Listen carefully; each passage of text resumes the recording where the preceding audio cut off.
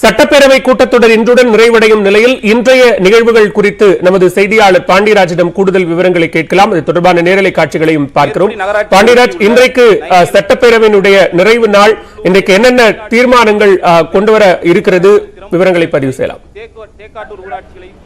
பலவேல் சக்கரவர்த்தி, 2023ஆம் ஆண்டினுடைய முதல் சட்டமன்ற கூட்டத்தொடரானது இன்றுடன் நிறைவடைகிறது. கடந்த 9ஆம் தேதி தமிழக ஆளுநர் RN ரவியுடன் தொடங்கிய உரையானது கடந்த 10ஆம் தேதி மறைந்த ஈரோடு கிழக்கு சட்டமன்ற உறுப்பினர் திருமகன் ஈவேரா மறைவிற்கு இரங்கல் தெரிவிக்கப்பட்டு அன்றைய நாள் முழுவதும் ஒத்திவைக்கப்பட்டது. அதற்கு அடுத்தபடியாக ஆளுநர் உரை மீதான நன்றி தெரிவிக்கும் தீர்மானமானது கடந்த 2 நாட்களாக நடைபெற்று வந்தது. நேற்றைய தினம் திமுக, காங்கிரஸ் மற்றும் எதிர்கட்சி தலைவர் ஆளுநர் உரை மீதான விவாதத்தில் நன்றி தெரிவித்து பேசினார்கள். தொடர்ச்சியாக இன்றைய தினம் இறுதி நாளான இன்று முதலமைச்சர் பதிலுரை வழங்க இருக்கிறார். முன்னதாக சட்டசபை இன்று காலை 10 மணிக்கு தொடங்கியதும் சட்டப்பேரவையினுடைய முன்னாள் சட்டமன்ற உறுப்பினர் உக்கிரபாண்டியன் மறைவுக்கும் அதே போல மறைந்த முன்னாள் மத்திய அமைச்சர் சரத் யாதவின் மறைவுக்கும் இரங்கல் குறித்து வாசிக்கப்பட்டு மௌன அஞ்சலியாளர் செலுத்தப்பட்டது.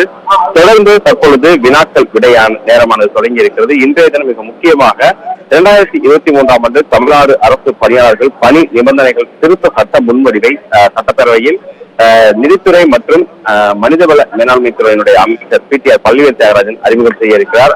கடந்த 2021ஆம் ஆண்டில் TNPSC தேர்வில் தேர்ச்சி பெறக்கூடியவர்கள் அதே போல அரசு துறையில் சேர்வதற்கு தமிழில் 40% கண்டிப்பாக மார்க் எடுக்க வேண்டும் என்பது ஒரு நிபந்தனையானது. தற்பொழுது இந்த சட்ட முன்வடிவை தாக்கல் செய்வதன் மூலமாக இனிமேல் அரசு பணிகள், அதாவது ரேஷன் கடை பணியாளர்களும், ஆவின், போக்குவரத்து உள்ளிட்ட வாரியங்கள் சார்ந்த அனைத்து அரசு பணிகளிலும் சேர்வதற்கு தமிழில் கட்டாய தேர்ச்சி பெற்றிருக்க வேண்டும் என்கின்ற ஒரு முக்கியமான சட்ட முன்வடிவை மனிதவள மேலாண்மை துறையுடைய அமைச்சர் PTR பள்ளிவேல் தியாகராஜன் இன்று தாக்கல் செய்ய இருக்கிறார். பாலவேல், நன்றி பாண்டியராஜ், விரிவான விவரங்களை பதிவு செய்தமைக்கு.